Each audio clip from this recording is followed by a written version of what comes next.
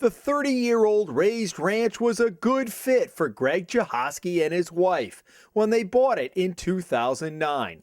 Chahosky had some extra money at the closing, so he paid off a $1,700 assessment for the sewer line that had been installed in front of his house just south of Conimicut, even though he wasn't hooked in. After all, DEM had tested his septic system and said it worked just fine. Chahosky said he never expected to hear from the Warwick Sewer Authority again once he settled the debt.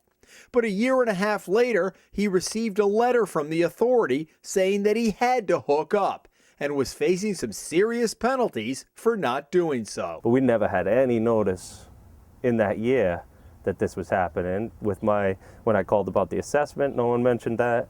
It was just, boom, here's your violation. You're in violation of this. Right away it said like $1,000 fine and $100 for every 24 hours. So right away it's like, whoa, what happened? Months turned into years, and Chahosky said he couldn't get a straight answer from the sewer authority or City Hall. Then he heard nothing until this letter arrived June 3rd, saying his house was moving toward a tax sale in August, just 11 weeks away. Chahosky panicked and went immediately to City Hall, where he said an employee in the tax collector's office confirmed his house was not on any tax sale list. He asked to see the letter. I showed him the letter, and he told me, he's like, save this for your lawyer. He said, this is a threat. He's like, they're trying to threaten you into paying this. Chahosky's case reflects the confusion we found throughout Warwick about who has to tie into the sewer system, which covers about 70% of the city. Many who are hooked into the system want to know why usage rates have increased more than 100% in the past 6 years. Still others want an audit of the sewer authority's books to see where millions of dollars of bond money have gone over the past 2 decades. What corporation in America today could increase their rates by 100% in 6 years and still be in business? Roger Durand has helped gather 750 signatures on a petition calling for an audit. He'd also like to see the authority come directly under city control. All you had to do is walk up to the door and say, hi, introduce yourself, and mention to him, I have a petition here regarding the WSA, the Warwick Sewer Authority. You had to say no more. Oh my God, my rates keep coming up. It's that bad. It is absolutely that bad. People want an audit as to why at this juncture, after usage rates keep on going up, as I mentioned to you, over 100% in 6 years, they don't understand why the WSA now still has a debt, as we sit here today, of $108 million. Durand, who lives in a section of Governor Francis Farms, said he became interested in the issue because of the $8,000 he was assessed to have a sewer line run in front of his house, even though he doesn't have to tie in. That is true for everyone in the city where sewers are available. They have varying assessments depending on the frontage of their yards. Durand's attention, though, quickly shifted to rising usage fees. There were some major rate increases. That was like one of my first jobs I got to do when I came here, was to increase the sewer usage rate. But it hadn't been increased in 10 years. Janine Burke took over as executive director of the Sewer Authority 5 years ago. Burke said she understands why people are upset by the increases, but adds they need to put the rates in perspective. If you take a look at what a typical resident is paying in comparison to other communities, it's not outrageous. It just was extremely low before. Burke provided us a survey that shows Warwick's rates are 8th highest out of 20 systems in the state. She acknowledges that usage rates fund the budget, which this year is about $21 million, $16 million of which is debt service. While most communities in Rhode Island require anyone with a sewer line out front of their houses to connect, a special provision in state law exempts Warwick. Residents here don't have to tie in unless ownership of the house changes hands. Burke says there are 3,000 households in the city with sewers available that are not hooked in. The authority has 20,000 customers. The plant can treat up to 7.5 million gallons a day, but is only operating at about 65% capacity. Even if a sewer's in front of their house, short of selling that house, they don't have to tie in.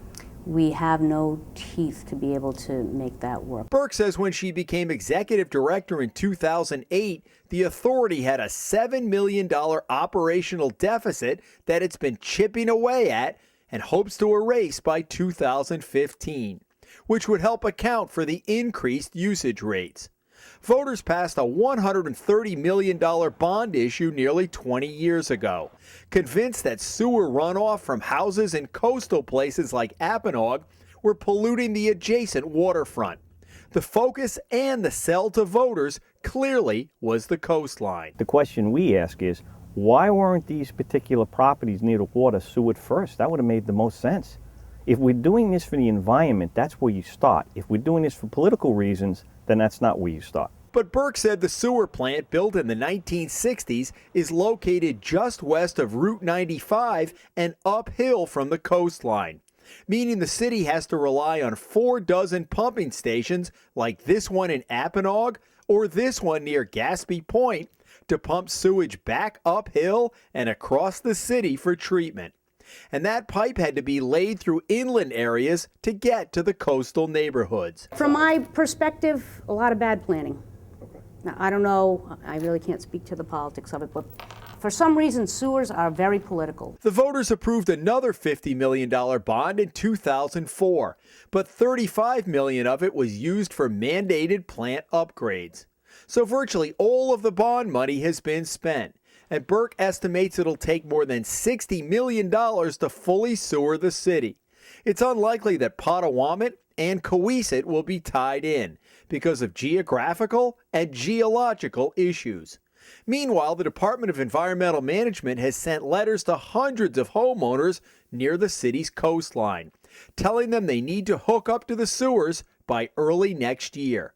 They can get an extension to 2020 if the sewer line doesn't extend to their neighborhood but is in the planning stages. Problem is, the authority needs to convince the city council by the end of next year to approve bond financing to install them. Is that going to be a challenge, or do you think they're with you? I think it will be a challenge. Like, some of the council wards are fully sewered, and even though these are revenue bonds we're asking for, I think it's going to be a tough sell. So what about Greg Chahosky, who thought his house was going up for tax sale? I have heard from more than a few people that the Warwick Sewer Authority has been aggressive in terms of hookups, in terms of fees, in terms of all of that. Is that a fair characterization? No, I don't think so. I think we've started to change the way, it's a changed method, I would say. Chahosky went to the authority's offices and asked to speak directly with Burke. Even though they went back and talked to her, nobody would come out. Because really, I wanted somebody to explain to me in person, you know, what the actual law is, how I was in violation, and why I wasn't informed right away at the point of sale. This is the sewer department taking this into their own hands. So Chahosky went to a city council meeting in June where he confronted both Burke and the council trying to get some answers. And what about the words tax sale? How in the world did that wording ever make it into a letter? This is an unfortunate, mistake. I'll be the first one to tell you. This is some of the stories that get out in the community of, boy, you know what, they're really aggressive there and they want to get as many people hooked up. But in my mind, that kind of crosses the line. So It's like dealing with the mafia. It's almost, it felt like, okay, they got some power, they can make the rules. I'm paying my bills, I pay my mortgage, me and my wife work full time. It just feels like you're almost helpless when something like this comes along and they threaten to take your house when you're doing everything else right. The day after we interviewed Burke, she sent Chahosky a letter of apology and said he still has to hook into the system, but could apply to have the penalties waived by the board when he does. Burke told us the authority is trying to do a better job informing people through local realtors about the mandatory hookup after a sale. And what if Chahosky had known that back in 2009? Would it have been a deal breaker? Yeah, it would have been, if we were looking at a $3,000 to $4,000 tie-in, we probably would have thought twice. In Warwick, Jim Hummel for the Hummel Report.